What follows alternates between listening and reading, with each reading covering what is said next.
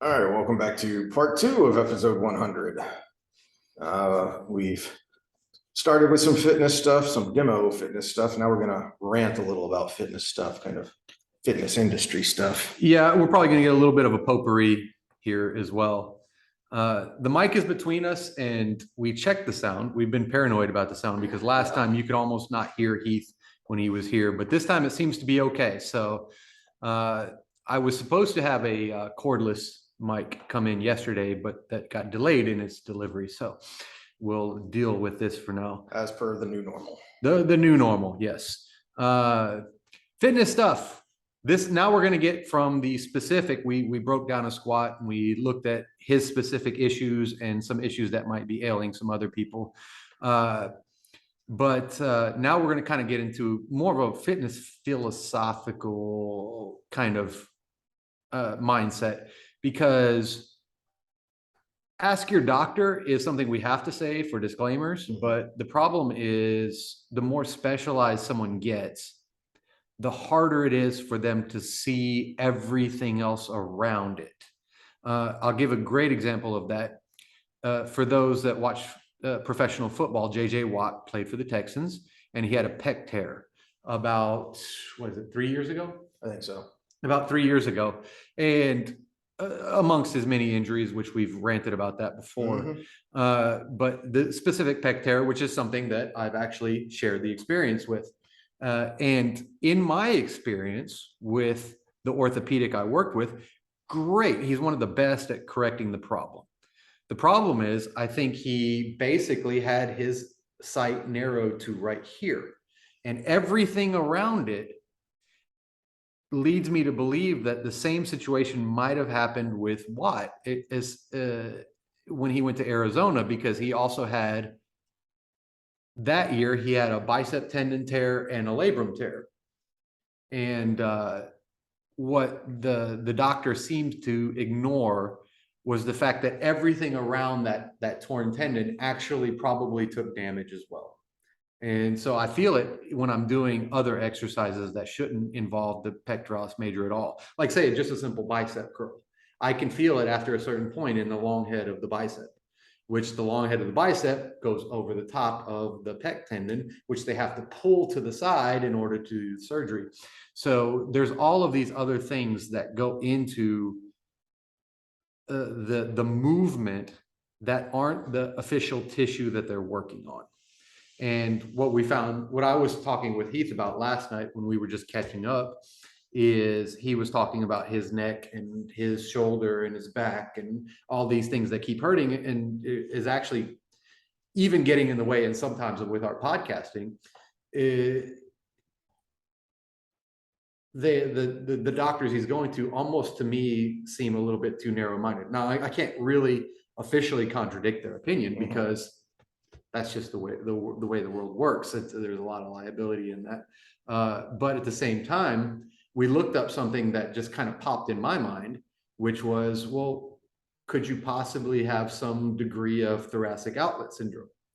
And that is something we wanted to look up, was a visual of thoracic outlet syndrome. So we didn't look it up.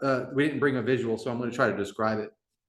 Is something that I see a lot because I work with baseball athletes. And I'm just realizing that we need to look at the camera if we need eye contact. But so if the eye contact isn't correct for you, it's because I keep not looking at this piece of machinery. I noticed that last time. I kept looking at the screen to make sure everything looks good there, and not looking at the actual camera. So we apologize for our lack of professional. Hopefully the context actually makes up for that. But okay, so thoracic outlet syndrome. So the gist of it is, you have a lot of underneath structures muscularly that, so your pec is a major muscle. It connects to the front of your arm, your clavicle, and your sternum, very strong structures. Your sternocleidomastoid, which is actually tells you where it connects in the description of the name, it connects to the clavicle, the sternum, and your jaw, your mastoids. Mastication is chewing, not something that it sounds like. So it connects to your jaw, to your clavicle, and to your sternum. All strong structures for those muscles to bind to. But underneath that in our neck, we have our scalenes. And those connect to the base of your neck, wrap around, and they actually connect to your top rib. Your pec minor, not your pec major, your pec minor connects to the top 3 ribs and then around the back to your shoulder blade. So it kind of wraps over the top and it creates a support structure in there. Not a whole lot of movement, but a support structure. Same with your scalenes. Now the ribs are great for handling pressure coming from these directions. They protect your lungs, they protect your heart, they protect all these, your liver, these internal organs from damage, but they don't handle being pulled apart very well, except for the bottom ribs because they connect to your abdomen. All right. So, but the top ribs, they don't handle being pulled apart very well. So over time, if you do things from that shoulder shrug position, which we call the stress position. So it's that heightened awareness, right? Your stress breath is instead of, right? And so when you do things from that position, it's micro pulls on that top rib and eventually it shifts. Well, you notice there's no size difference here. So that top rib coming up is pinching everything inside of there. And we've got a lot of major things that go through there. So you've got your brachial nerve, you've got your ulnar nerve, you've got your radial nerve, you've got, if you pinch somebody in their armpit, you can cut off the blood supply. You've got all of these things that run through there into your arms and into the base of your neck that get pinched off. And I see it a lot in our baseballers because of their rotator cuff work. A lot of times they tend to do this to compensate for a weakness. But I've also seen it in specialties like hairdressers, where they're constantly working in this position, right? So we did a test last night. I had to look this up. I have to admit, I had to look up the test where you rotate out and you just open and close. And if you get numbness, well, you probably have some pinching. He made it, what did you say? Minute 13 seconds. Minute and 13 seconds. It's supposed to be a 3-minute test. I'm sitting here like this and it's fine. And then about 45 seconds in, it starts to feel not so fine. And then at a minute 13, I just had to give up. As I said, I felt like I'd just done a deadlift pyramid. That's how fatigued and heavy my forearms felt. Mm-hmm. So there's kind of a numbness, a heaviness, like you feel when you've done a ton of grip work. And so I guess the gist of this conversation is we have to have a big, broad, when we're looking at diagnosing somebody with, we're trying to figure out what ails them. A lot of times we've given so much credit to specialization because they are the best at what they do. Mm-hmm. The guy who repaired my shoulder is the best at repairing shoulders. One of the doctors that I deal with a lot with clients, because I get them post rehab, is ACL tears. He's the best at putting taking that piece of hamstring or piece of patella tendon and putting it in the ACL and getting it where it needs to be. But then that's where they lose sight because they don't see the rest of the athlete. You know, they give advice like detrain the other leg so they're the same strength. Well, that's probably why you're 50% more likely to tear the other side because you detrained the other leg. And the fact that he completely ignored my pain in the bicep tendon, I had pain in the underarm, which was probably your brachiocortical whatever, the armpit muscle, what we call the armpit muscle. It's the one that pops out here. It actually connects to your corticoid process and comes out here, and it's as all these things are, brachiocorticoid muscle or something like that. I'm not a textbook, but the armpit muscle, but also the anterior deltoid. I saw on the MRI report that it had a 2nd degree tear. He never addressed that. The 2nd degree tear is basically just not fully completely torn across, but it could be as major or as minor as you think. We never addressed that, and I still have pain with overhead press. So we need some sort of outside in approach when it comes to general body pain, when it comes to these things. So yes, you need those specialists because they're the best at fixing that one little thing. But we need in medicine a holistic thing. And unfortunately, the woo science people took over that and ruined the name of it, right? Because you got chiropractors that will sign off on anything that makes them money. Mhm. The latest supplement or the latest cryotherapy or whatever that makes them another buck. Whereas on the other side, we need general practitioners to become general practitioners again. Basically, they're the sign off on go to the specialist people Yeah. right now. And we need highly educated general practitioners in the medical field again. And I think you know, a rather simple solution would be a healthy dose of know what you don't know. And you know, when what you're specifically addressing doesn't seem to be solving the problem, or like in my case, there are numerous problems, which is going to happen if you have a chronic condition. You know, I've been dealing with severe pain for 18 years now, I think. Well, no, it was our freshman year of college, wasn't it? No, Isn't that when you fell down the stairs? no, that's not from that, but that's probably a Oh, contributing okay, factor. okay. Because the main trigger was when I was working at Walmart and I got hit by a pallet. Okay. So that was the main trigger. But to your point, We both have Walmart injuries. Yes. to your point, you can have an injury or let's not even call it an injury, an incident which triggers underlying issues. Mhm. I mean, we've talked about that in other things that we're not allowed to talk about anymore. Is, you know, this could be triggering an underlying issue.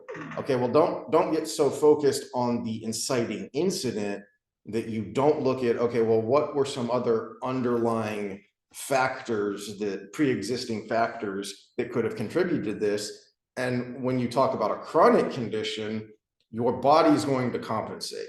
We talked about that when we were showing the squats. Is I have a suboptimal stance because my body is compensating for tight hips, which is coming from back pain.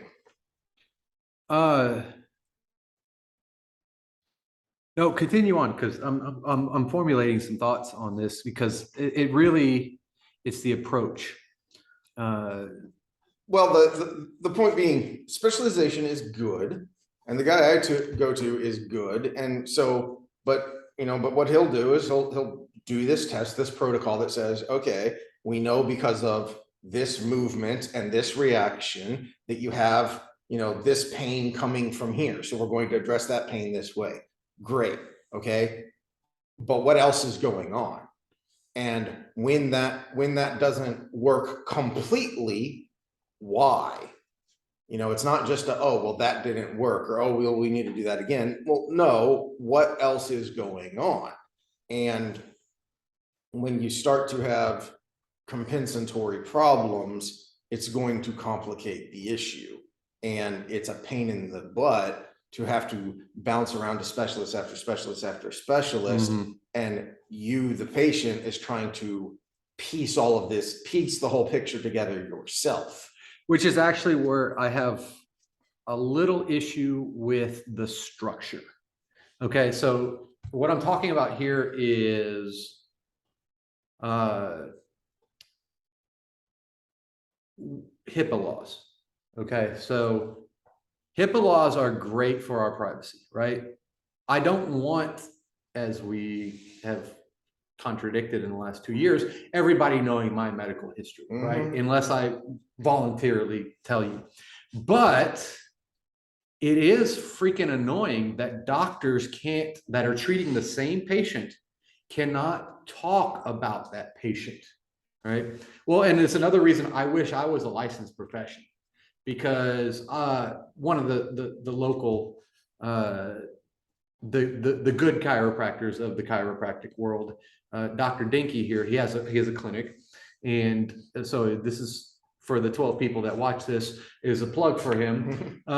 He actually has a great practice. you go in there, you get a full evaluation, you get the soft tissue release, you get the chiropractic work, and then you get PT on the other side of it.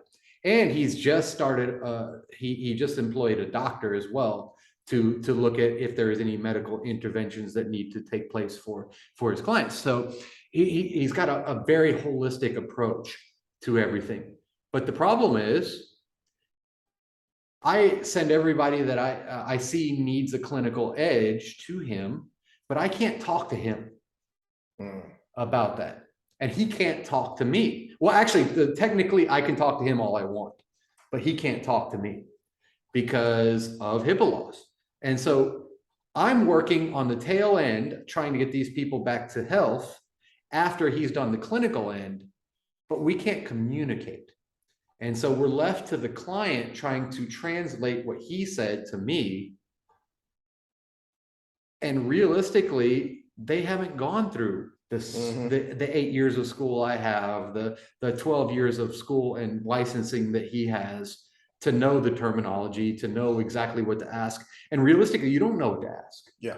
You know, he didn't know a damn thing about thoracic outlets. I had never heard of it before. Never heard of it. Never heard of this thing that I just popped in my mind.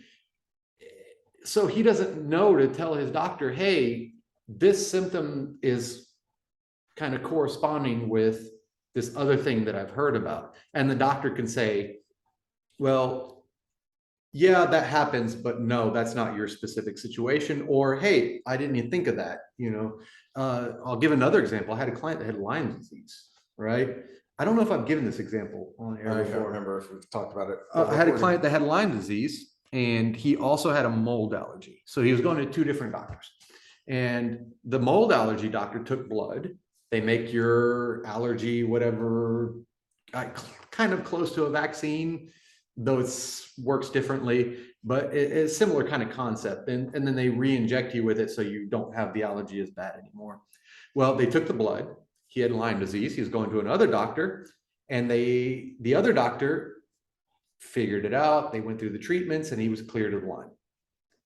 But then he went back to his mold doctor, who had already taken his blood, created this anti-mold serum, whatever you would call it. I'm not an allergy doctor, and it's not something I've cared to really look too much into, but they re-injected him with the Lyme.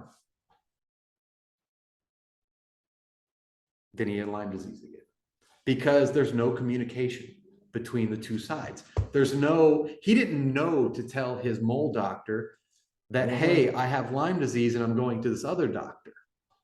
Now, hopefully it was in the damn little questionnaire you do, right? That they would have seen that and done this, but at the same time, there's no communication. The client doesn't always know what to ask. So it's up to the professionals to be as well informed as possible. And we have a system that gets in the way of that. And that's 100% in my profession, because I can't talk to any clinician. And it's very much in the medical field. My wife's a doctor, and she complains about this, that she has to try to figure out what questions to ask her people to not contradict something they're going through in some other realm. You know, say she's a psychiatrist, she's treating them for some psychiatric issue, but the medication they need might contradict with something that might be, and I'm speaking, I don't know any of her clients personally, because she's a good doctor and doesn't tell me any of this stuff, but say they have AIDS and they're taking a certain medication, it might contradict the psychiatric medication, because there's a lot of overlap with stuff like that. They can't communicate unless the client tells them, because of HIPAA laws. So this is kind of one of my biggest complaints about the health industry is, first of all, I need to be licensed so I can actually do these things without hurting people and get rid of all the crap training that's out there. But the other part is we need better communication between professionals. So it doesn't matter that I'm licensed if I can't ask these questions anyways. You know, a good example of this, because I never had any experience with this growing up. This was all new and annoying to me when I became an adult, because I grew up in the Army system. I grew up in the military. And so it's all one contained system. So whoever you go to, they pull your records and they see everything. They can see everything that you've ever been treated for. by a military doctor. And it's great because if you have an issue come up, they can say, oh, well, you need to do this, or, oh, you had that, so that's going to affect this. Don't let me rant on that though, because I was my father was military as well, so I was under TRICARE when I had all of this That's when it going started on. to go downhill. Well, and so actually, we're going to have a guest on at some point. We're having trouble getting timing and stuff because he lives in Hawaii. But I have a cousin that was military and pretty badass in the military, and his dad was a Green Beret. So we're going to try to, as we were thinking about getting guests on, I was like, I got badasses in the family, you know. So, but my family was all military, and I tried to join when I was 18, and that was going 17 actually. When that was my plan, I put all my eggs in that basket. I was going to go into the military, like that part of the family. They were kind of snobby with the military side.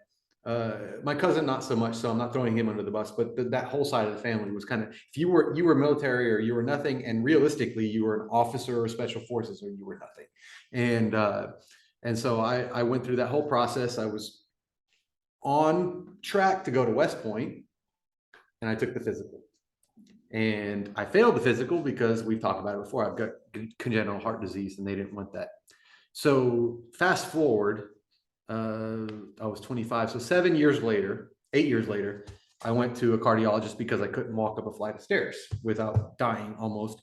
And this guy looked at my medical records from that military doctor, from the physical I took to get in the military. And he just blurted out, and I don't think he meant to say it. It was just so surprising to him. He just blurted out. He said, this should have been taken care of. It was so bad, even when I took that physical, that it was so, he thought, in his professional opinion, it should have been taken care of way back then. And I went another 8 years under this condition. And that's the military right there, because they were like, yeah, this is a problem, but not on our bill. Yeah. Because it would have been free then too. That was a big financial hit to get taken care of when I was 25 years old. It would have been free when I was 17 years old because I was still under the military umbrella. So it was, yeah, the military is great for some things, but at the same time, we got to always look at the dollars. Well, you have to look at the mission is, so that's what's so annoying, why we rant about these woke corporations. All right, you're not really woke, because that's not your primary goal. Your primary goal is to sell your product. Well, so when it comes to the wokeness, it's their ESG score, so yeah, they get their global financing. And so the wokeness is the ESG is to insulate yourself and diminish your competition, because you're trying to sell your product. You're trying to corner your share of the market and sell your product. So that is an issue. You know, I brought up the military example of how a integrated system like that could and should work. But then, as you say, on the other hand, another way I had it better than others is my dad was, you know, a 23-year officer. So if he ran into issues, if we couldn't get something done, or mom couldn't get something done, she'd just say, call these people. And of course, the first words out of his mouth is, this is Lieutenant Colonel or Colonel Norman. And it's, oh, yes, sir, let's get it done. Because the primary goal is the military goal, the take care of the war fighters and achieve the mission.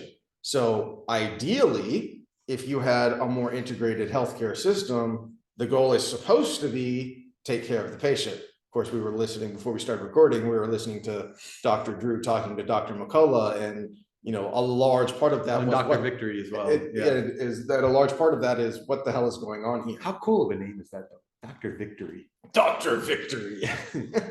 She's awesome. She's awesome. Book hero. For those that don't watch Dr. Drew, I think they said every Wednesday he does stuff with Dr. Victory. They're pretty cool. but they had Dr. McCullough on as Mhm. well. And this was the least ranty he's been. Yeah, yeah. And I think that was part of the environment was Mhm. because He's talking to a colleague. they're speaking as colleagues, and they're speaking from a similar kind of experience where they were trying to do the best job they could. Mhm. Whereas, McCullough and Rogan, it was a guy who didn't know what to ask, just saying rant. Yeah, And McCullough and a lot of other things is in defense mode. yeah. So this was the best I've seen McCullough in a while because he did go kind of a little bit off the edge. He was certainly more comfortable. Mm-hmm. But that gets us to, I guess, where we wanted to go with that, because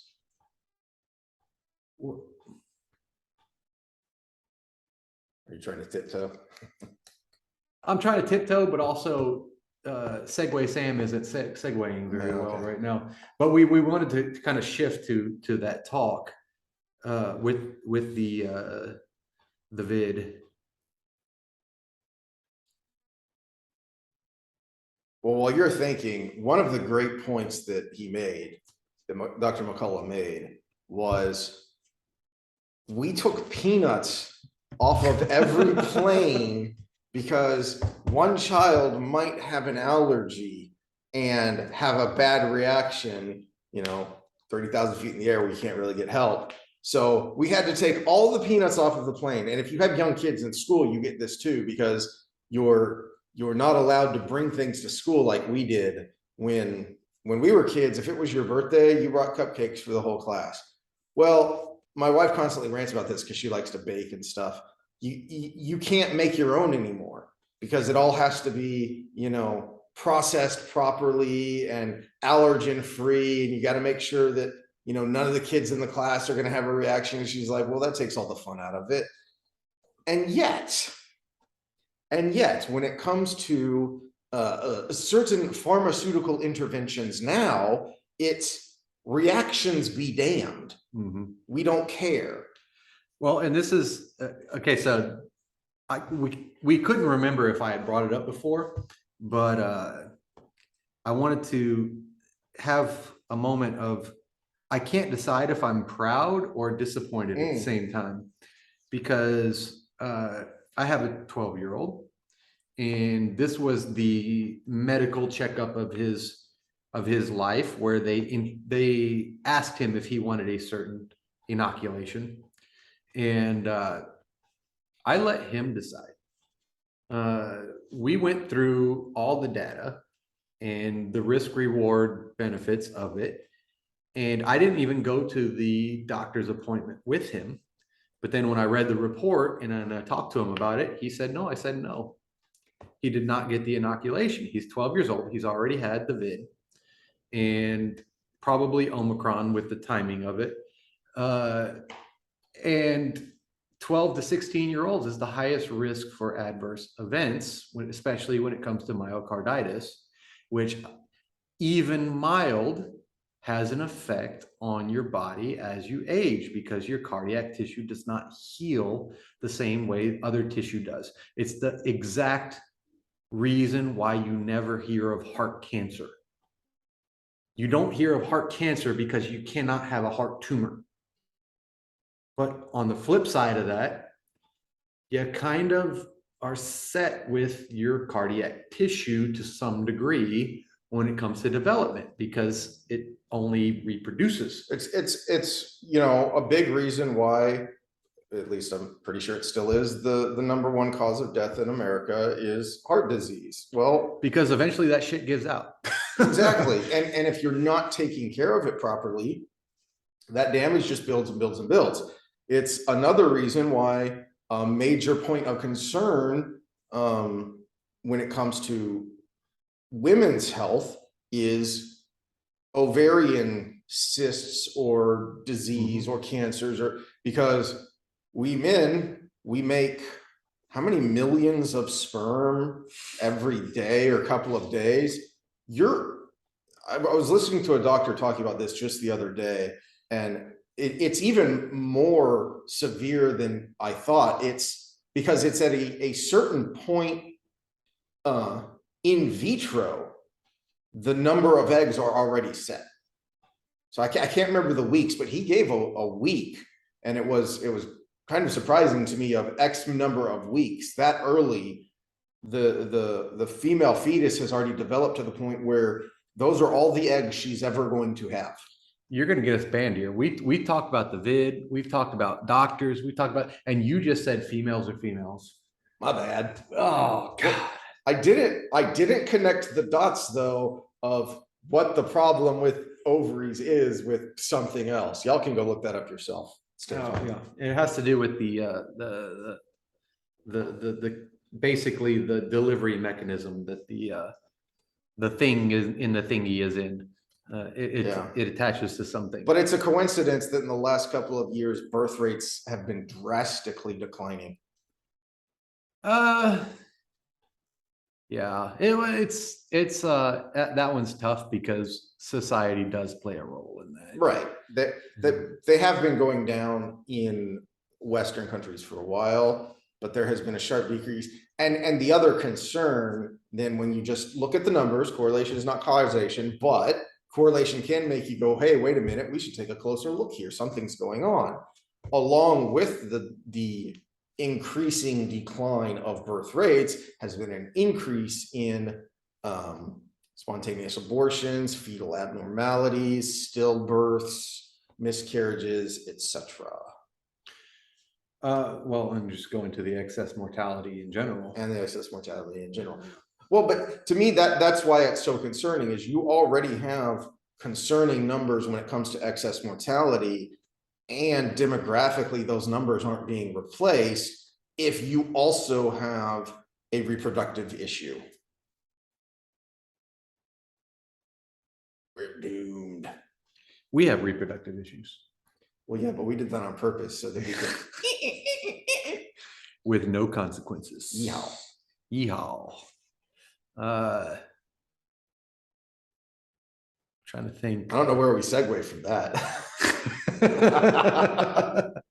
Oh, let's segue to what else did we want to? Oh, we can segue from that. We made ourselves less men by cutting off our sperm production. Well, actually, it produces; it just doesn't go anywhere. But let's look at social emotional learning. Oh, I don't have my notepad. Well, let's pause a second. We're gonna pause a second. I'm gonna get my notepad because I've made some notes. I've been going through this stuff, and it actually does segue. I don't know if Heath can see the segue. I'm concerned. It does segue from what we were just talking about. So we're gonna go get set up for that. Okay, we're back. Sorry for that little hiccup. I'm not sorry. I needed this before we could talk about this. Yeah. By the way, Shire Fire. It's from Brookshire Shire Distillery. It's local to us and very delicious. I love it, and I usually stick with clear gin or vodka mixed with something is my go-to. The only really colored whiskey or liquor of any kind that I usually drink is spiced rum. I like the flavor of a spiced rum. So that's about the only of those kinds. That reminds me, I saved some of that coconut rum that I said was awesome. So there's a difference between flavored and infused. Mm-hmm. And so this Shire Fire is infused, whereas like your Fireball is flavored. And so it's so artificial when it's flavored, but this is like legit. Yeah. So if you're a connoisseur of adult beverages, then you might try the difference between the two and actually go to like your Specs or whatever your equivalent is. And when they have the tastings, ask the questions, is this infused or is it flavored? And if they're honest, they'll let you know. And you can really tell the difference. Now, if you're just like, I like flavors in my face, then you're probably going to want flavored. But if you are very particular about how you taste things, then you want infused. Yeah.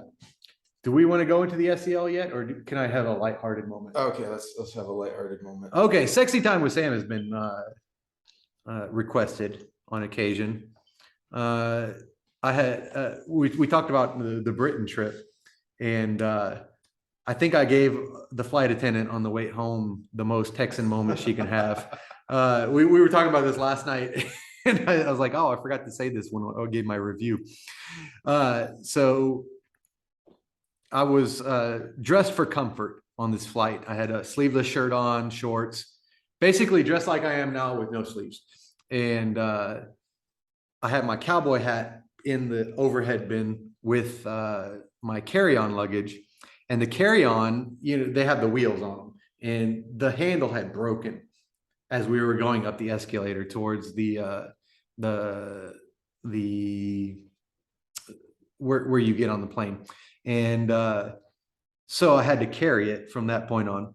And so beautiful blonde, probably 6 foot tall flight attendant is coming around with the drink tray. And Stereotypical stewardess from the good old days, says the. you're not allowed to say grumpy old stewardess Wisconsin. anymore. It's flight attendant. Oh, I already got us banned just by saying women are different. And just actually absolutely gorgeous woman. And she comes by with the drink cart, and she says, do you want beer, wine, whatever? And got my son an apple juice, and I said, well, I'll take a beer. She goes, I got Stella and Michelob Ultra, and I said, I'll take a Stella.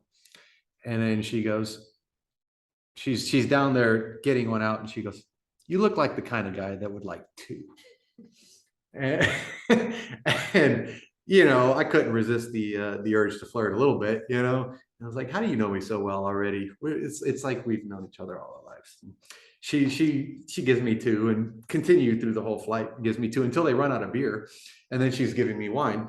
And at the end of the flight, we get to, she hadn't seen full on everything yet. She just seen me sitting in my seat at this point. We get to the end of the flight, I get my hat out, put my cowboy hat on, I got my sleeveless shirt on, and I have to pick up my suitcase. So I'm carrying it like this. And so I walk by her, and I'm like, thank you, ma'am. Yeehaw. So we get this beautiful British flight attendant, the best Texan experience she could have, I think, hopefully. If not, then she got the most stereotypical Texan experience you could have. Same thing. But it was a fun time. So unfortunately, it was only on the flight, SEL. Yeah. Okay, so. And I've mentioned this when we brought SEL up before, and I still can't remember where I heard this from, but this was a couple of years ago when CRT was crossing over and a big deal in the mainstream media.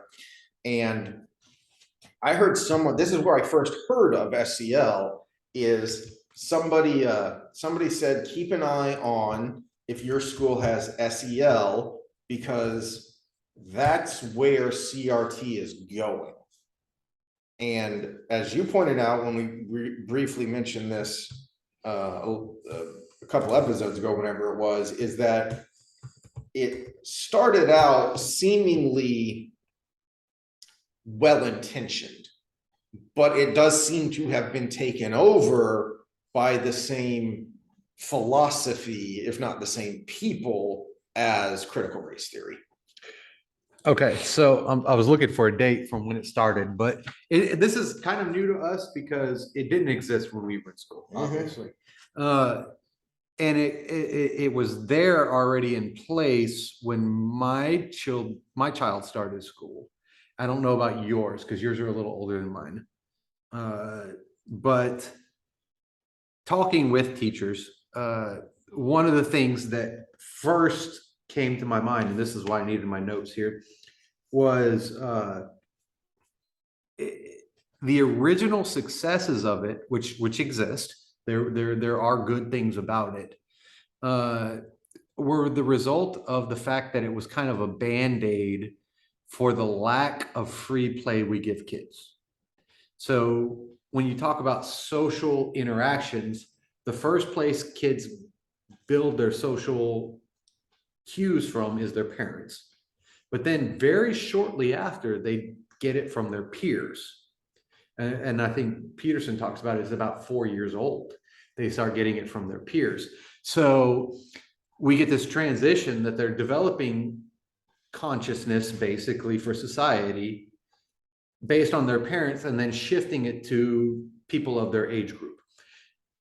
For that to happen properly, you need free play where they actually interact with their peers without an adult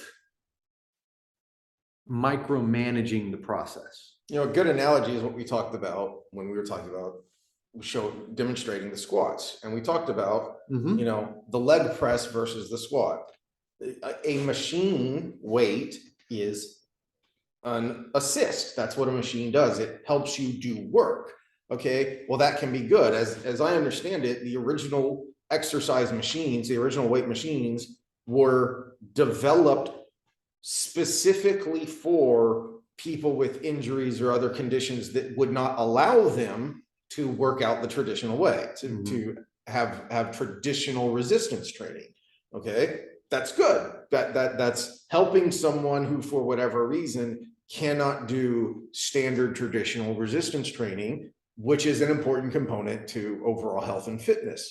Well, and remember, we lived in a different world at some point. So I'm pretty good at a clean and jerk because I would develop back and everything, but also because at a young age, I was baling hay. And in baling hay, if I'm going to give a visual, you got your hook in one hand and you grab the wire in the other and you hook it and you pull it up and then you pop it into the trailer. So baling hay was a clean and jerk, realistically. So we developed these things through real life interactions. A very complicated movement with a lot of variables versus the machine, which is controlling more variables and focusing on that muscle group, that movement. Well, so, same thing with your free play. When you have a structured sport, a structured classroom time, a structured practice, you're limiting the variables and all of your interactions are just in these few particular ways. Okay, so I made my list of, so what got me on this was social emotional learning in conjunction with what we talked about, social emotional justice. And anytime you see that justice going on the end of it, you know it's going to be part of this this movement that is the critical theories. But I had to actually even take a step back because social emotional learning in itself has its issues. And when we're looking at the body of work, it wasn't there when we were kids. It was there probably about a decade after that. And so the high schoolers and the adults that are coming out of that are another decade removed from that.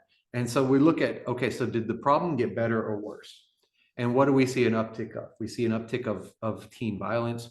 We see an uptick of school shootings. We see an uptick of mental illness. Now, there's a lot of different factors, especially with the girls, with Instagram, with the boys, with the boys is kind of what I want to focus on now. First of all, because you can't accuse me of not speaking from experience because I am a male. I identify as a male, he, him.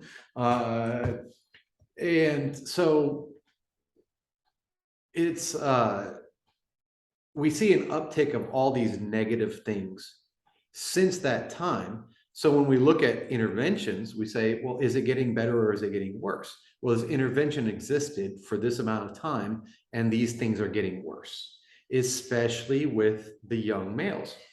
As Jamil Jalani has titled his book, Why Young Men, right? And that's when I started diving into SEL in and of itself, not just the social justice aspect of it. So the first one is what we just said. It replaces unsupervised play. So the kids don't develop social skills the way we're naturally adapted to. The second part of it is it's geared for girls. This interplay of feeling your emotions and communicating your emotions and face-to-face interaction from an emotional standpoint is not how guys are wired. It's not how boys are wired. And I know you're not allowed to say that, but it's not how boys are wired. We see this, and what got me on this track was the difference in treatment of depression on adult men and women. Women do better in a psychological Freudian type couch environment where you're talking to your psychologist. Men do not do well. Men do better in an AA type environment where it's a circle. And so Makes sense. Yeah, the quote that I can't give the proper credit to, I heard it from Chris Williamson interviewing, gosh, I'm blanking on the name. He was interviewing another person, but Franz de Waal, who's a social biologist, also something similar. But it was women communicate face to face, men do it side by side. And that's huge. You're not allowed to talk about these differences, but that's huge, because if you want positive outcomes, you need to communicate in the proper way. Now, again, everything's a spectrum. There's bell curves and there's overlapping bell curves. But speaking of bell curves, this is a good point. I was wondering where you were going with this, because this is something that is rarely, if ever, discussed, which is that secondary school education is dominated by women. It is run by and made by women who are coming from a female perspective, and thus they are designing a structure for girls. Boys, which we see evidence of that because we're getting close to 2 females per male in secondary education, especially in graduate school. And you see that with the, well, let's not even talk about the structure. Let's just look at the results. We've talked about before about the differences in intelligence that, generally speaking, if you look at the whole cohort of males, they tend to congregate on the tails. So in a sense, men are smarter in that there are more geniuses in the male population. You don't necessarily see that reflected in grades. Girls do better in school, even if boys excel in fields and in practice where intelligence matters, because they're doing. Males do better by doing.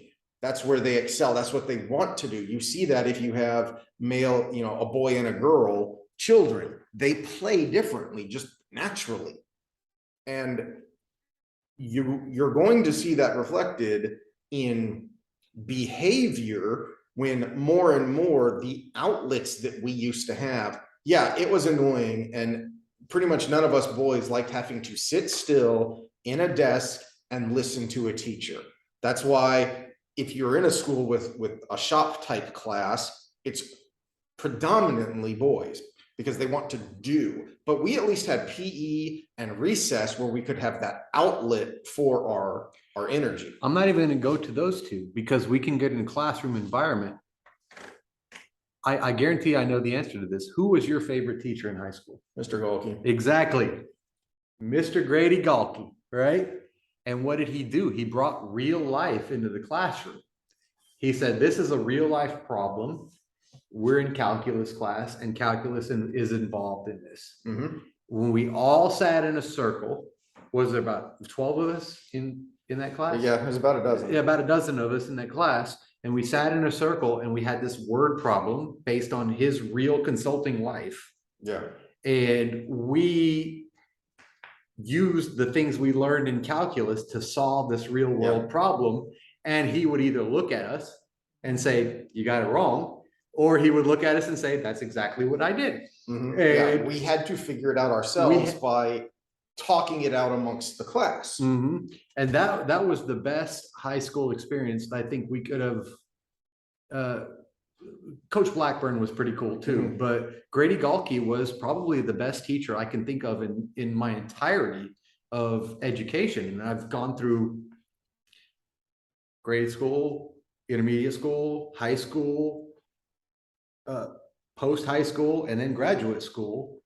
And The close second would be Bill Eminette, who he has never been exposed to, but that was an amazing experience because you were doing while you were learning. Yeah, he did the same thing in physics. I distinctly remember one of the most amusing classes. It was again a Friday after we'd been going through the section, going through the book and learning the basics. And then on Friday's class, he brought in a crock pot and said, "My crock pot's not working. Tell me why." So we had to get out the volt ohm meters and we had to remember what we'd been learning and say, okay, let's see if we can trace down this electrical issue. Mm-hmm. So there is a difference and this is for boys and girls. We learn by doing. We don't learn by being told, right? You get information by being told, but it actually sticks by doing. And it's different for boys and girls. We do it differently, but we still do. And this gets me to my third point about SEL. They practice these social issues, but the practice is done supervised. So the kids get to a certain point where they're interacting, but if it doesn't go the textbook way, the teacher steps in. And that's where it really derails because there's always an authoritative figure to step in when things go wrong. When realistically, we need to figure out how to negotiate when things go wrong. And where I think the alarmists on your side of the political aisle come in is this is training for an authoritative state, right? Which, yes, indirectly. Now, whether it's being done on purpose, I think actually that's a case-by-case basis, you know, but it does actually set us up for it.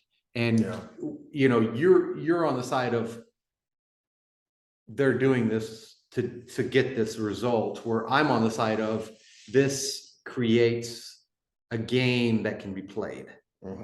And the game that can be played will always be played because there are people with influence. At the best, what you're doing is you're setting up children for failure when they get out into the real world and have to figure out things on your own.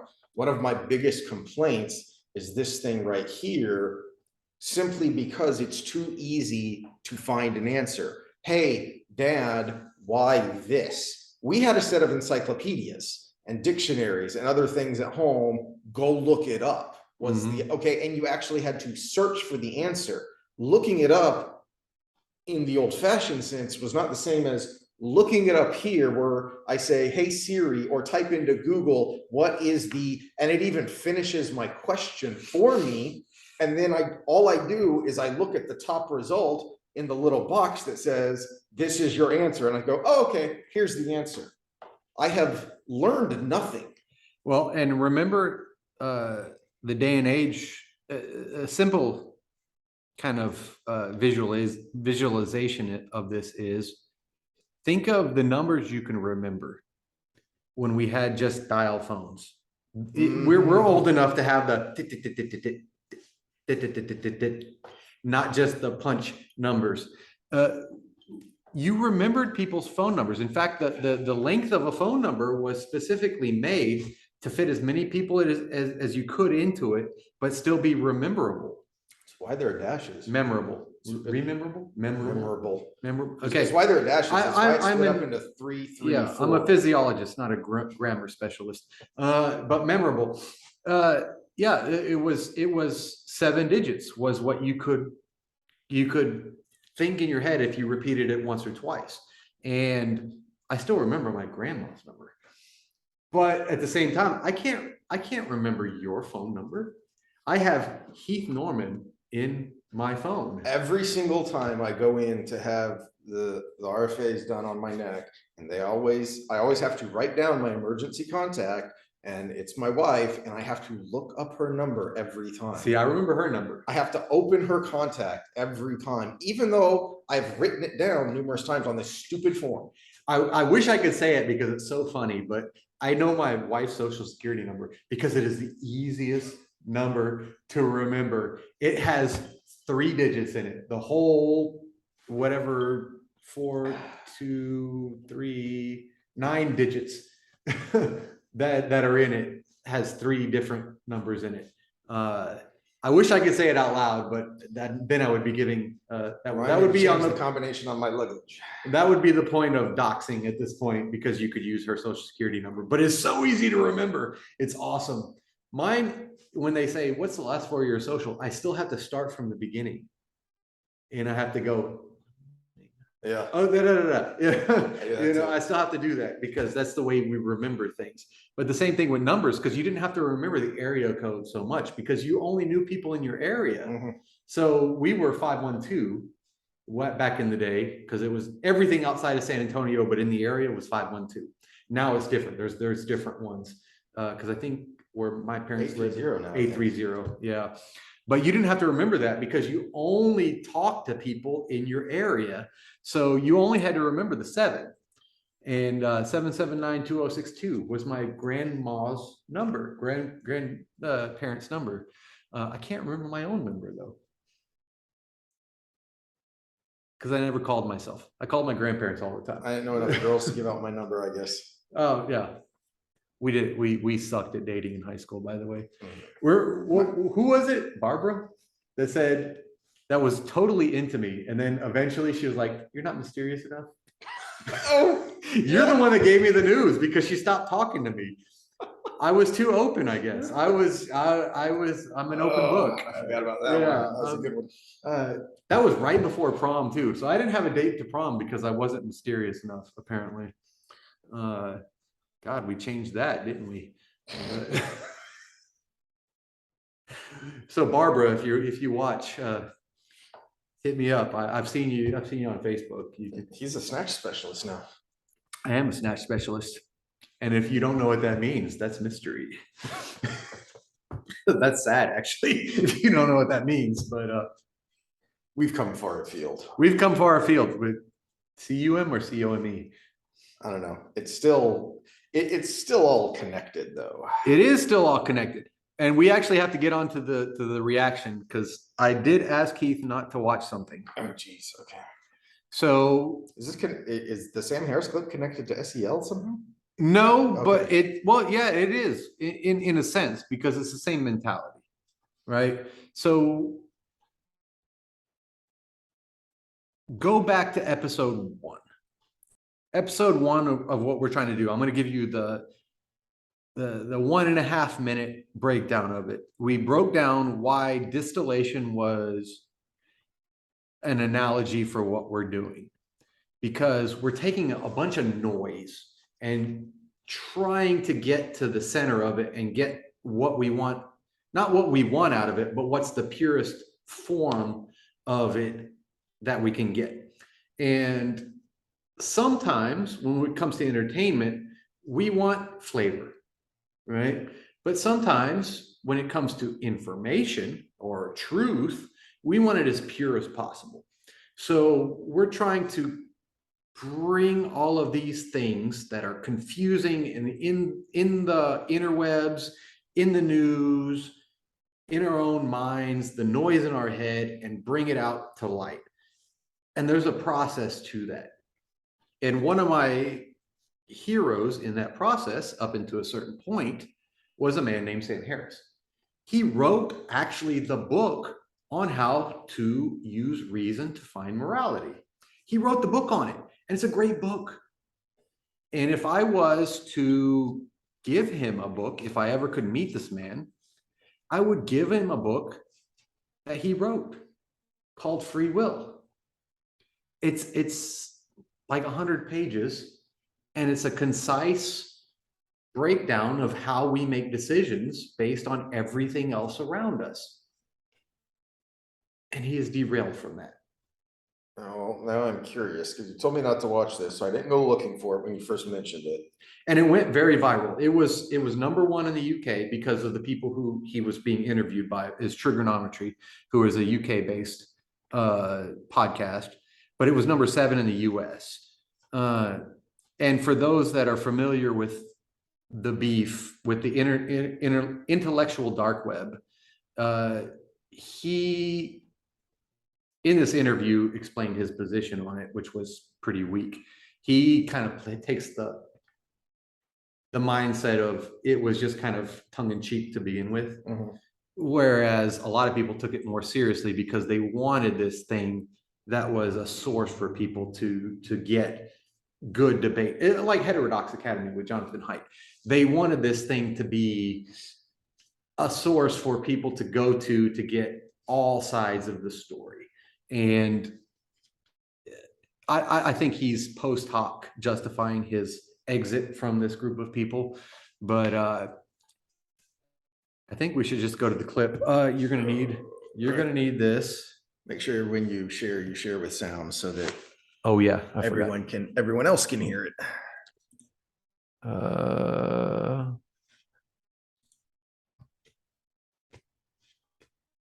Where was share with sound? It's when you When you share when you actually share screen. Okay. Okay. bottom left.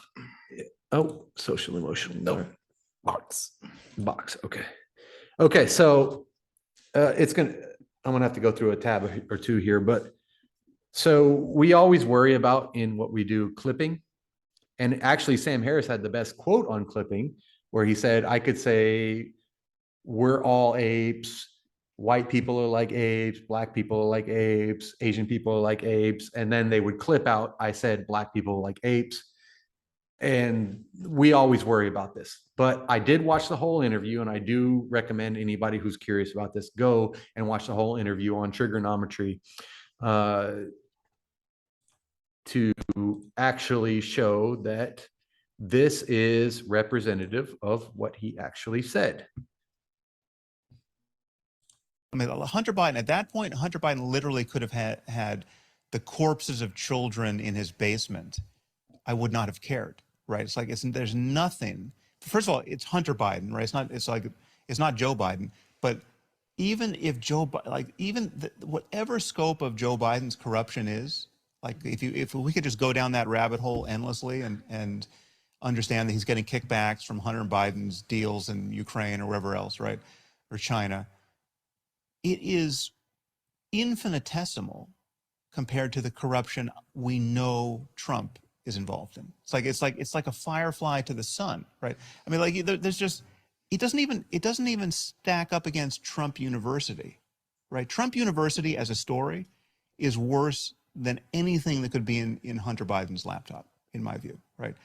Now that doesn't answer you missed that part. Hold on. Is worse than anything that could be in Hunter Biden's laptop. In my University as a story is worse than anything that could be in Hunter Biden's laptop, in my view, right? Now that doesn't answer the people who say it's still completely unfair to not have looked at the laptop in a timely way and to have shut down the New York Post's Twitter account. Like that's just a conspiracy. That's a left-wing conspiracy to deny the presidency to Donald Trump. Absolutely, it was absolutely right. But I think it was warranted, right? And again, it's a coin toss as to whether or not Sam, I'm sorry. That particular piece. I'm really sorry. I was the one that said we should move on, but you've just said something I really struggle with there, which is the kids in the basement. No, fuck the kids in the basement. I'm interested in democracy. You're saying you are content with a left-wing conspiracy to prevent somebody being democratically re-elected as president. Well, no, I'm content. Well, but the thing is, it's just not left-wing, right? So Liz Cheney is not left-wing, right? Liz Cheney is doing everything in her power. You're content with a conspiracy to prevent somebody being democratically elected. But there's nothing conspiracy. It's not. It was a conspiracy out in the open. But it doesn't matter if it was. It doesn't matter what part's conspiracy, what part's out in the open. I mean, I think it's like if people get together and talk about what should we do about this phenomenon. If it's like if there was an asteroid hurtling toward Earth, and we got in a room together with all of our friends and had a conversation about what we could do to deflect its course, right? Is that a conspiracy? Like some of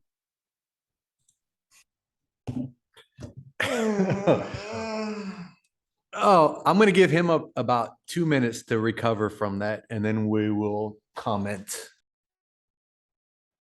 So I think I just broke his brain. a little bit, but it does connect with everything we've been talking about in that if you assume the worst, if you assume disaster, then yeah, you can do anything. We've talked about this, about the response to COVID is, okay, but was the base disease, was the base pandemic severe enough to warrant all of these things that were done and were still being done?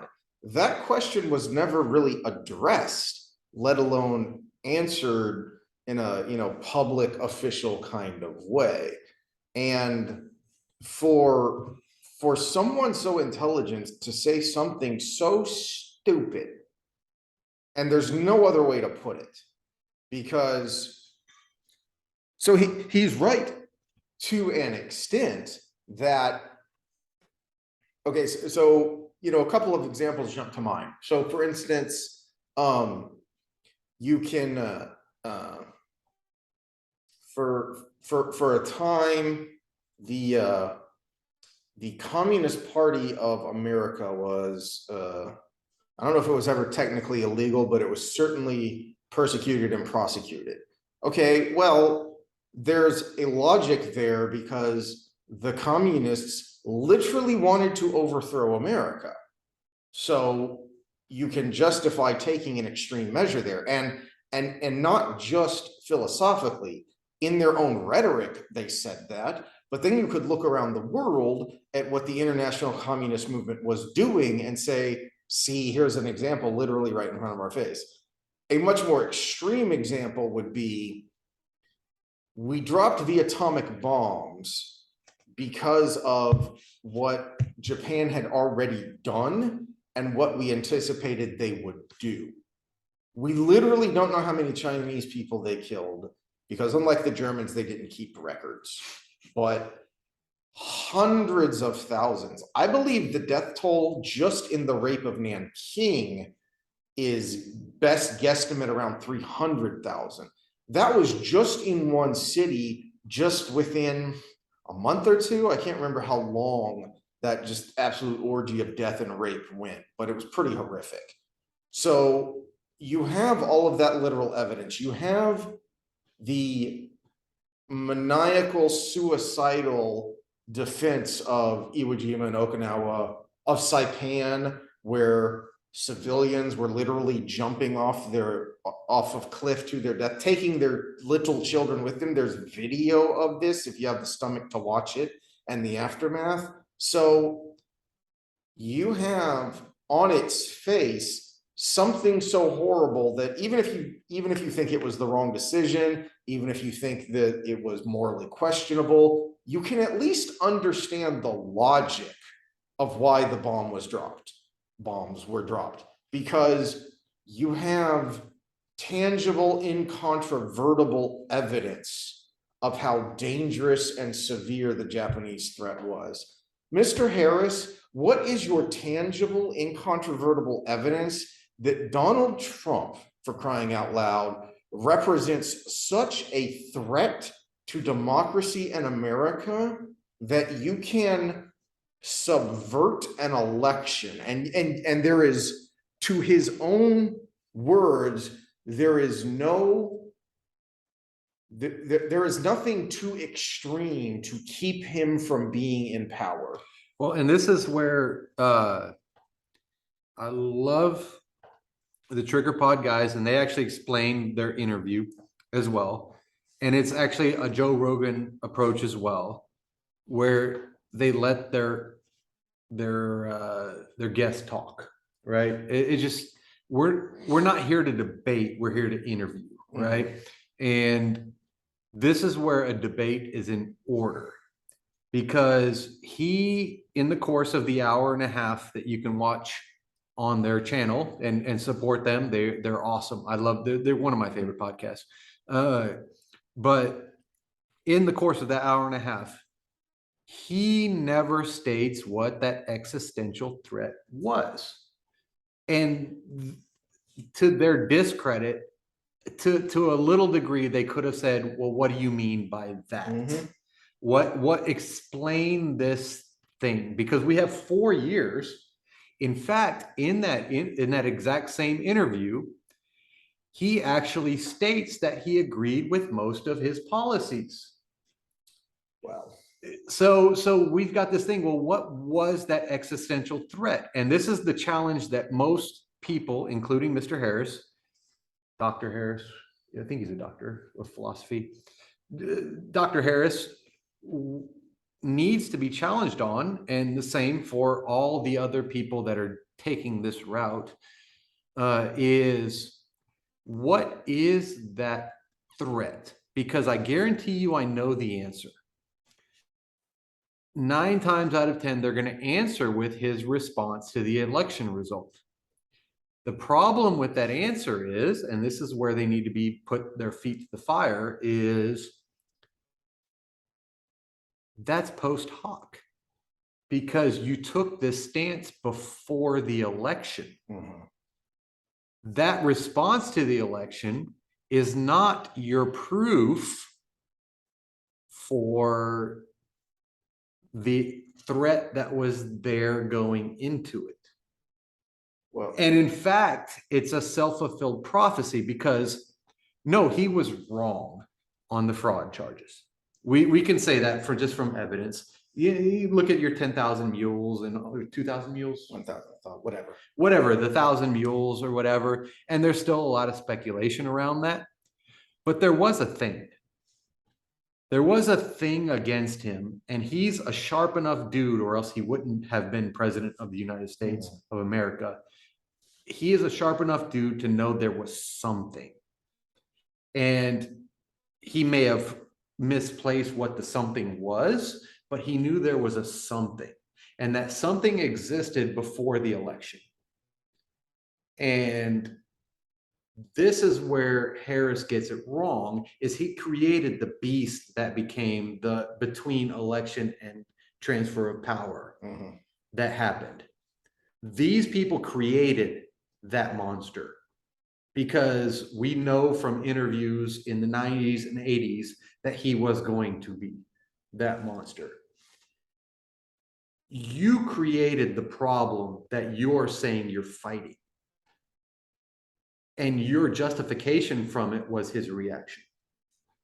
If you accuse me of something that I didn't do for so long that I'm eventually going to lash out and use my lashing out as proof of that, that is not a justification for your accusation.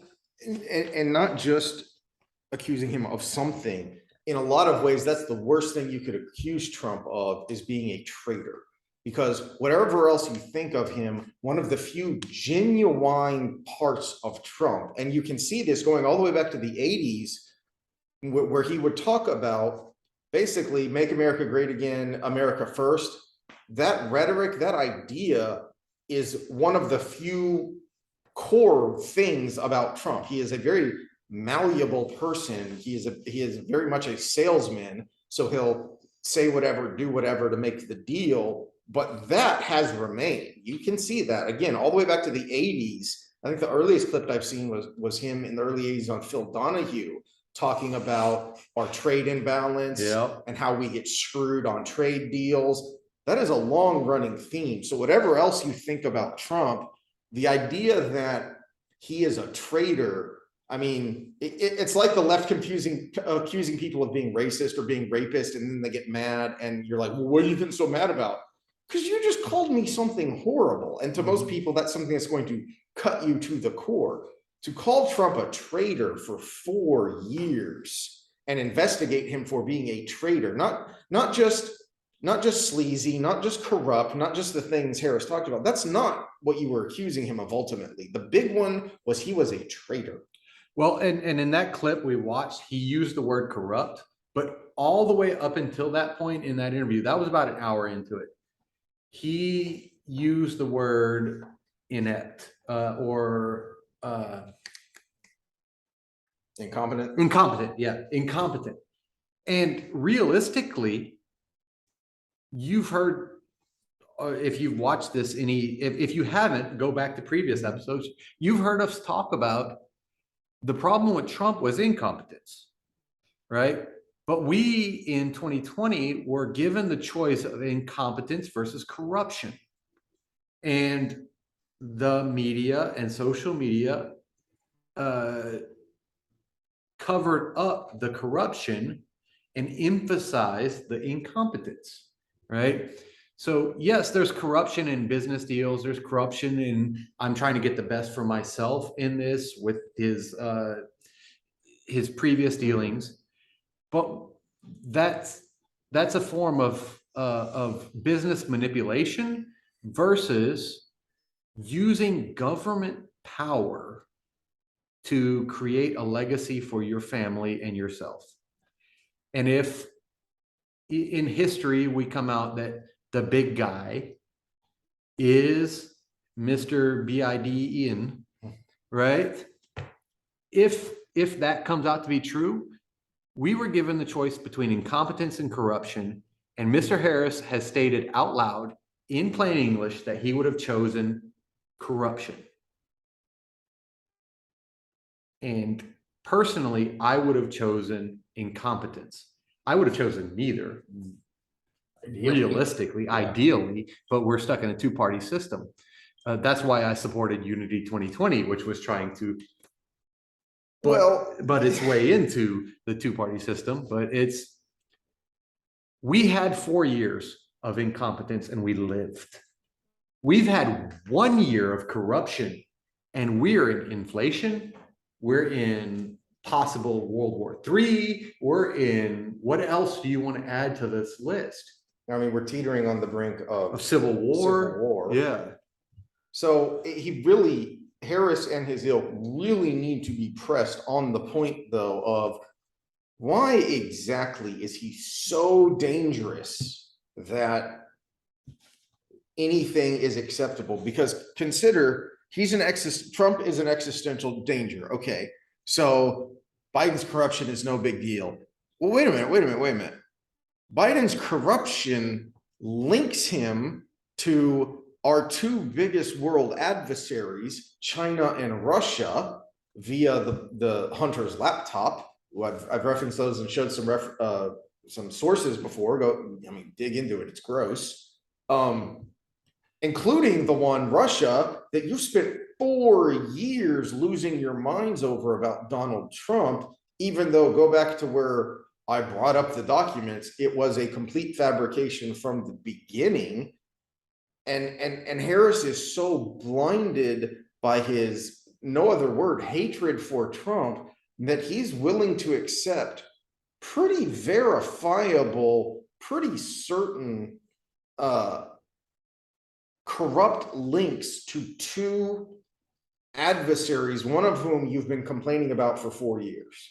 Over, and the one that jumps out, the point that jumps out to me the most about the fabrication of the Trump Russia collusion is Papadopoulos, because Papadopoulos, for anyone who hasn't seen, or to remind you if you watched where I went through the Inspector General reports and the grand jury report from I can't remember the federal prosecutor that's looking at this, but he was one of the focuses of the FBI investigation for Trump-Russia collusion, and he was dragged through the mud in the media.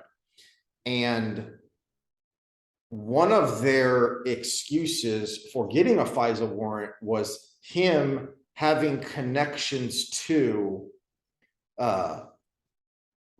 foreign, especially Russian businessmen. And so the FBI was alleging that they needed a FISA warrant because they thought this person, who was a Trump advisor, was a Russian agent.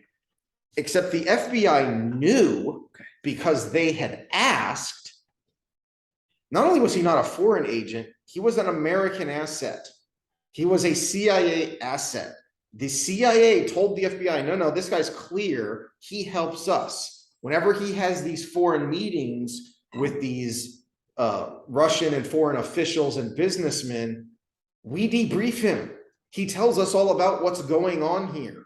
So they took this guy who was a CIA asset, who was helping the CIA stay abreast of foreign issues, and they made him the focus of a counterintelligence investigation.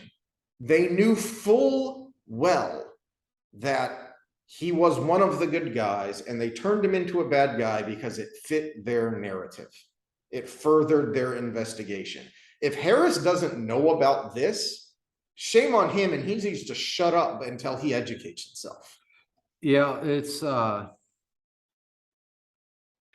rough situation because I still recommend his books. The Moral Landscape is it's a life-changing book. Of course, it was written pre-2010. And at the end of the book, he shows the same optimistic viewpoint that I had at that point, which is everything's getting great, everything's going good.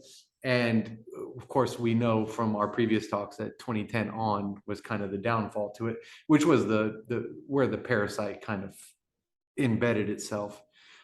Free Will is a great book, and his meditation app is amazing. It's great.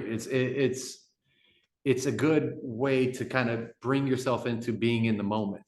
And when he talks about things like that, when he talks about being in the moment, and he brings up the example of you being stressed and your child coming up to you and asking a question and how you react to that and everything that goes into it, it's very refreshing.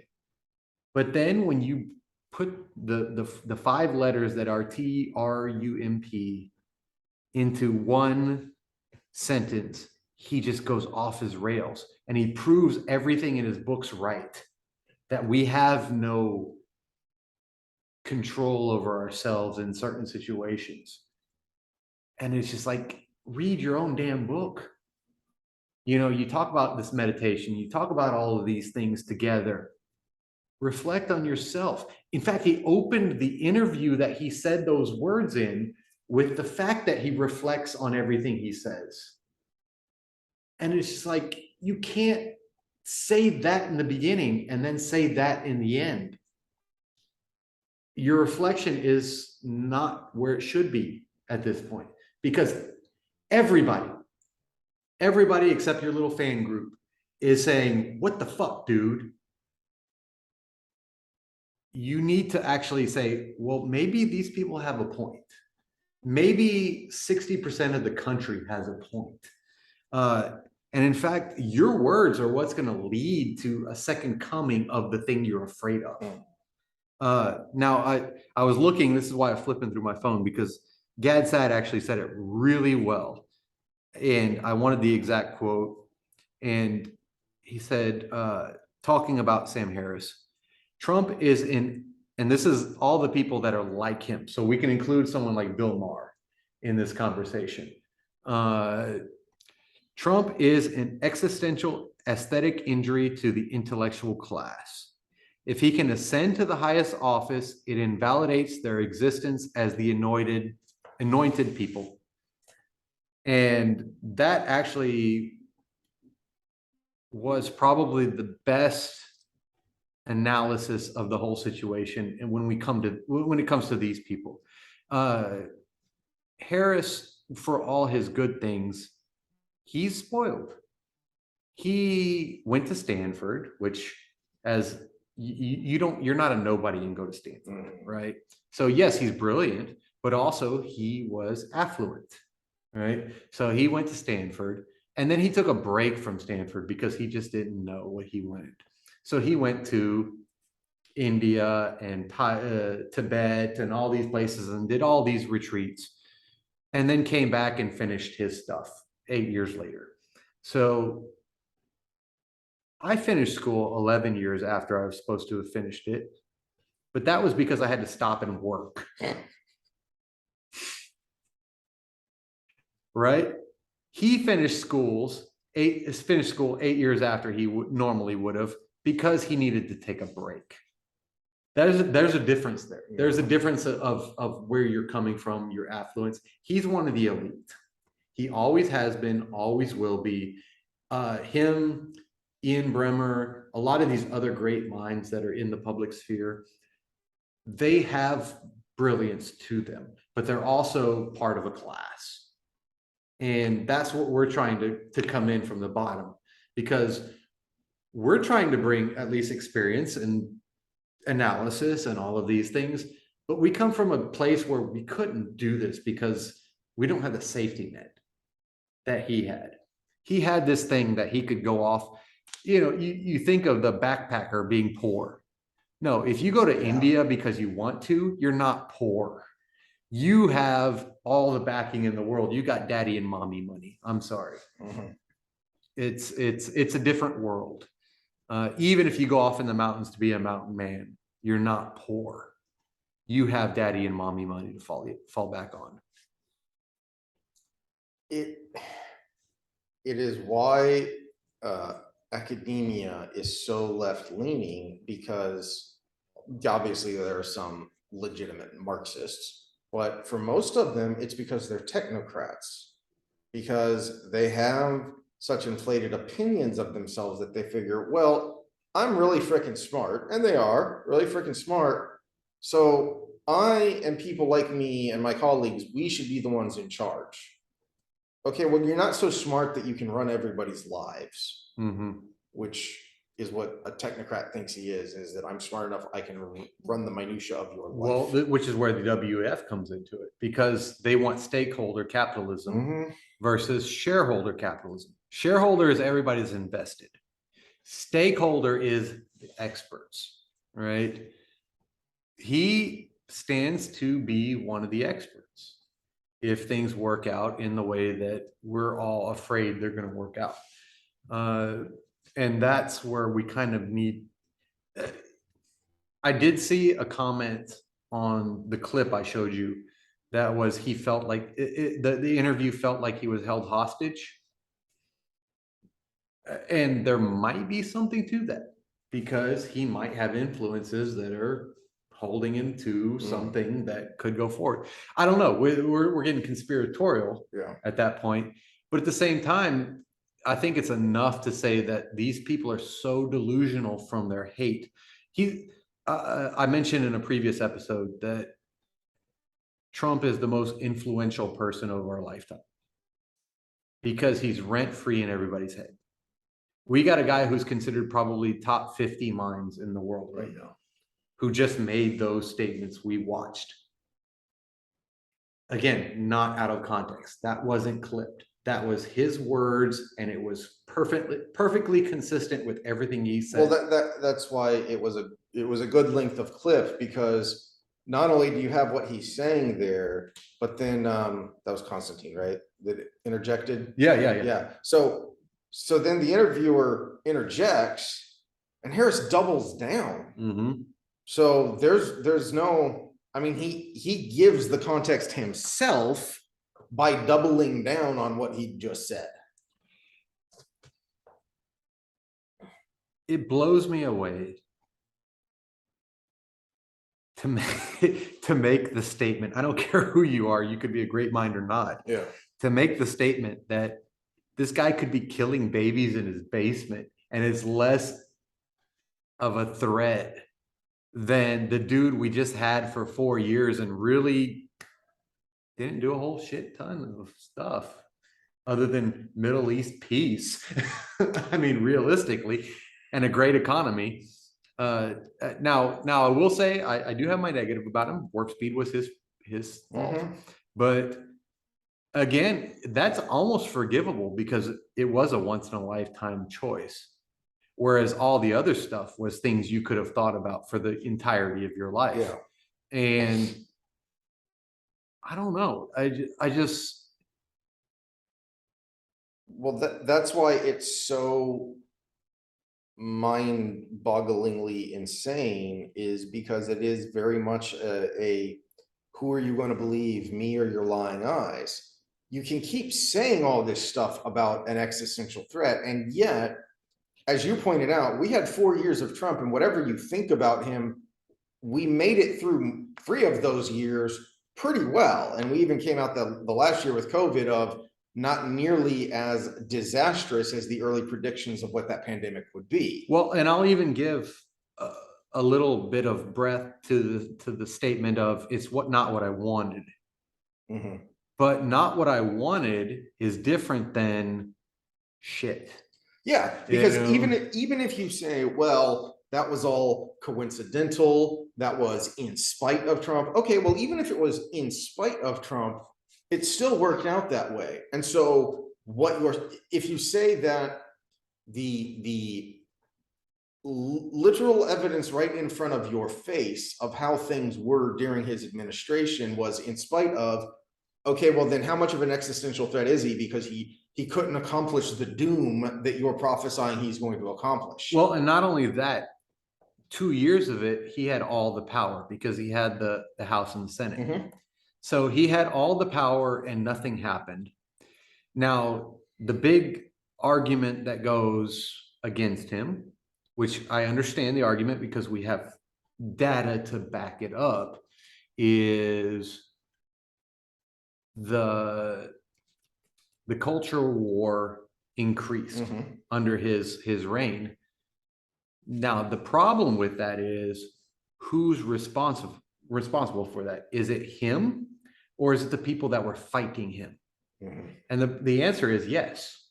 Mhm. Right? So the answer is yes. So yes, no, I don't want another Trump presidency. This is something I don't want.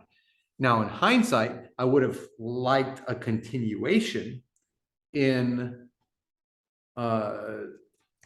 respect to the opposite that we have now, right? When it came to the choice of one or the other, I would have liked the continuation versus the unknown, which could unleash the Pandora's box, which has been unleashed. But what was happening under his reign, it's very complex, right? It actually started back in the Obama days. It's Trayvon Martin, it's Michael Brown, it's Yeah. all of those things. Yeah. All of those things were the catalyst to this thing that as Alinsky would, don't let a crisis go to waste. Well, Trump is the president now. Well, he's done these racist things in the past. We can push this even further. We can keep going with it. Now we got a pandemic. We can keep going with it. Oh, we've got this guy on videotape being kneeled on the back of his neck. We can go with it. This was a perpetuation of something that was already there way before we had Trump. In fact, he's a symptom of it. We wouldn't have had him. Didn't the Black Lives Matter movement start under Obama? Trayvon. Yeah. It started with Trayvon. Yeah. So 2013. So if you're gonna blame Trump for the escalation of the culture war, where's the blame for Obama? Because he had 2 terms. He was supposed to be the great uniter, the first black president. He was supposed to heal the nation, and the sea levels were going. I mean, Well, and he made statements that he looks like he could be my son. You know, so this was stuff that was already there. Did Trump make it better? No, he did not make it better. Did he make it worse? The answer is we don't know. The answer is if it was Hillary, we would not have noticed because we would have been at war with some other nation. Yeah. This is probably the truth. We would have been blowing up Yemen or Sudan, or probably at war with Iran would be the most likely. Could have been. Or even Russia. We would already be in World War III, realistically. Or an even more complicated proxy war than what we're involved in now in Ukraine. Mhm. But to your point is, did Trump make it worse? Well, we don't know, but we know damn sure, because we're a year and a half in, that Biden has made things worse. That this administration, I don't know about you, but I'm paying twice as much for gas and twice as much for groceries as I did before he was inaugurated. Yeah, but I'm trying not to put a hindsight bias on this. So I'm trying to look at things as they were when we had the decision, right? When we could have made the choice, right? The argument from the left, the Harrises of the world, even Steven Pinker, who he's taken a more realistic approach since this than Harris, but is Biden is going to bring back the old guard realistically. And that was a semi-legitimate argument because he's old school politician. I mean, he's been around since the 70s. And if you didn't follow a whole lot, which realistically I had to catch up a lot, was you had to not know he's senile, which has been proven wrong. And you had to ignore the fact that he realistically was opportunistic for the last 40 years. So he was hard on crime when it was good for elections, and he was easy on minorities when it was good for elections. So he kind of bounced around all the time. So we got these two things combined, which to me was a red flag. But again, it was a matter of study. I spent time studying this, and most of the world was too busy with COVID, too busy with getting their kids educated. We're lucky where we are. My kid got back in school shortly after this all started, right? Was too busy with Netflix, too busy with everything that gets in the way of following this. And I just, maybe it was a rebound effect of me being apolitical for so many years, but I just went all in. And I was like, man, this dude's a freaking sleaze. Yeah. From the beginning. But part of it is the study of the psychology, the Machiavellian type. I mean, realistically, Obama was the most Machiavelli politician we've had in forever. And there's a reason he chose Biden. It was a marriage made in heaven, you know. Or hell, depending on your point of view. Well, depends on who's winning. Oh, yeah. Well, that's where I wanted to go with this because, yeah, watch the whole interview. It's awesome. No, he actually does say some good stuff in there. On the stuff he's really proficient on, it's really good. But at the same time, he contradicts himself when he goes into the political stuff. So it's worth watching. It's a good case study in dissonance, really. Well, and it is, as you say, he said the quiet part out loud, which is good because remember, we talked about this when I ranted about the FBI raid on Mar-a-Lago and how the Justice Department is acting. And you made the point, rightly so, that they're trying to put Trump on the ballot in this midterm election. Oh yeah, we talked about this last night. We didn't talk about it here yet. Yeah, okay. So this is why what Harris said is mind-boggling, and I just want to forget it because it hurt my brain. But it's important to keep in mind. This intelligent person just said something incredibly dumb and outrageous, and yet keep that in mind when you look at how the media is reacting and a lot of the talking heads are reacting and talking about Trump and this Mar-a-Lago raid and the midterm election, and keep that in mind of why they're saying that what they're saying, and does it make any sense? Okay, so we were talking about this last night. This is kind of why it was in my head that we already talked about it on here, is I had to adjust my position a little bit. The bringing up Trump here and now with the January 6th things. So I stick with this, that they held these people in jail up until now because they needed that 5-letter word to be in the media when it came to midterms, right? But also, I adjusted my position with the fact that they're not trying to get Trump out of the next 2024 elections. They're trying to make sure he's in it, because legally there really is nothing they can do to get him out of there, even with the raids and even with that, because we can raid every person who's been in an intelligence panel in Congress, the executive, Senate, everything, and you will find something that they kept that they shouldn't have. But what they're trying to do is make sure Trump is the candidate in 2024. Because what we did see in 2020 was a turnout that was anti-Trump. It wasn't pro-Biden. it was anti-Trump. And what they're trying to do is get Trump's ratings up enough that he blows DeSantis or Paul or someone along those lines out of the water. So he's the 2024 candidate, so you can get the same turnout. And that makes a lot of sense if you listen to any conservative podcasting or shows, that since this Mar-a-Lago raid, Trump has gotten a huge buzz. Mm-hmm. And in the past, I'd say 6 to 8 months, DeSantis has been steadily climbing and has recently overtaken Trump in polls of Republican primary likely voters, especially the state polls in Iowa and New Hampshire. In one or both of them, DeSantis had just taken over and was ahead of Trump by several points.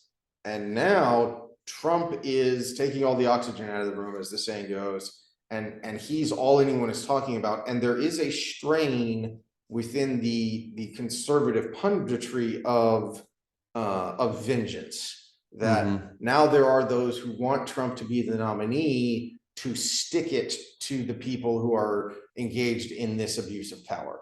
It's completely ignoring the fact that you could also nominate DeSantis and he would, by his track record in Florida, certainly not just stick it rhetorically to the people who are abusing power, but actually have consequences to the people who are abusing power. Well, and let's look to 2024, because what could you say when it comes to candidates, right?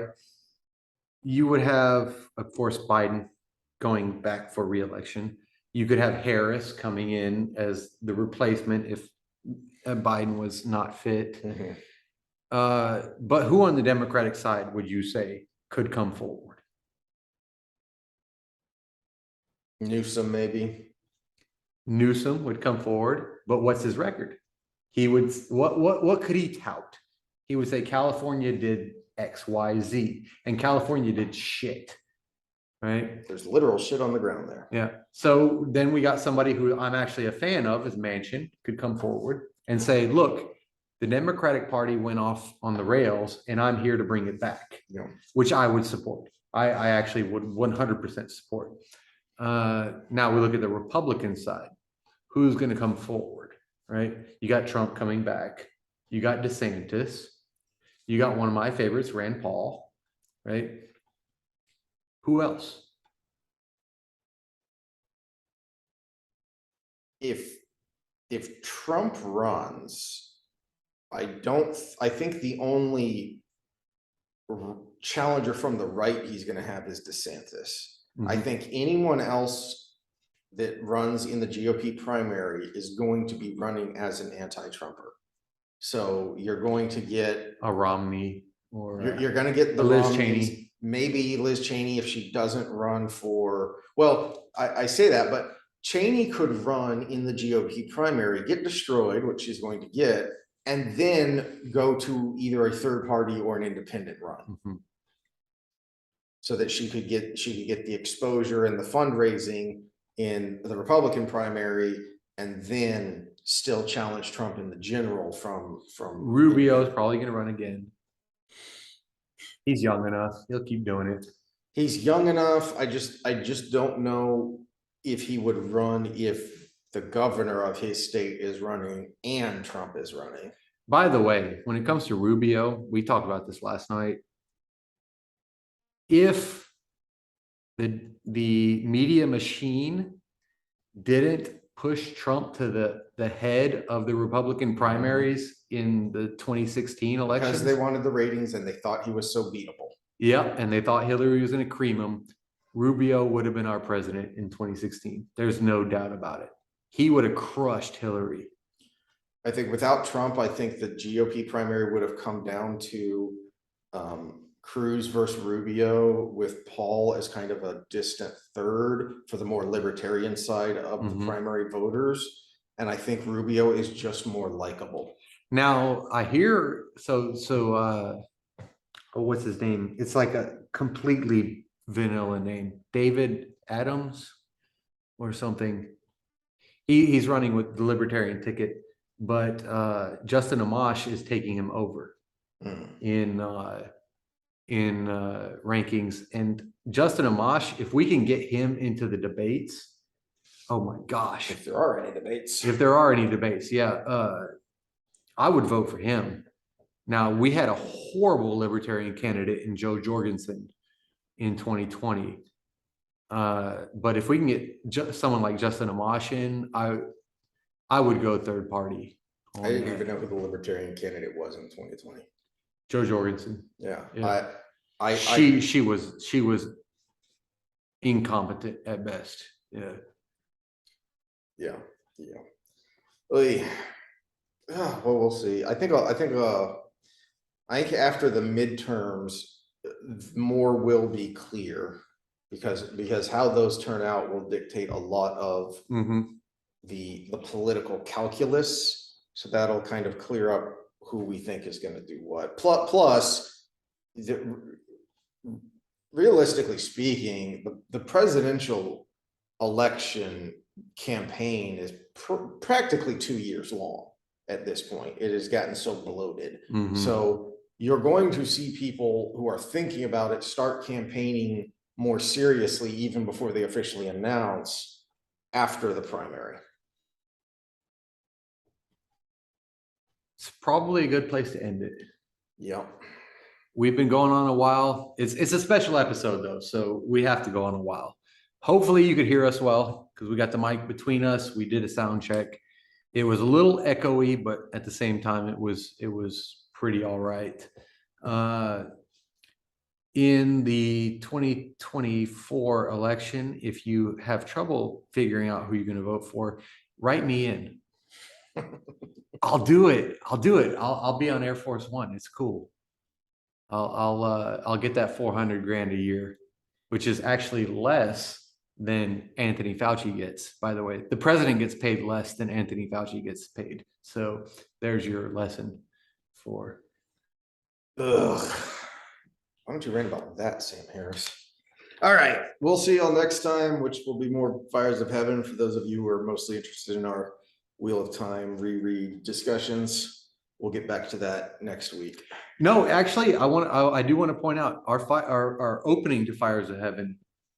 I consider one of our best Wheel of Time episodes. We dug in pretty well and still had a good flow. Yeah, still made 100 pages ish in, so made a good chunk of time. Yep. Okay. So actually also put in comments any requests for topics because we did some fitness stuff, we did political stuff, we got the Wheel of Time stuff. Scott always gives us his input on Wheel of Time. But if you've got any questions about all the other stuff, it could be something completely random. And I'm going to do the research. He's going to do the research, and we'll, at very worst, we'll come on and be like, "You had this question, and we have no clue." That's the worst you're going to get from us.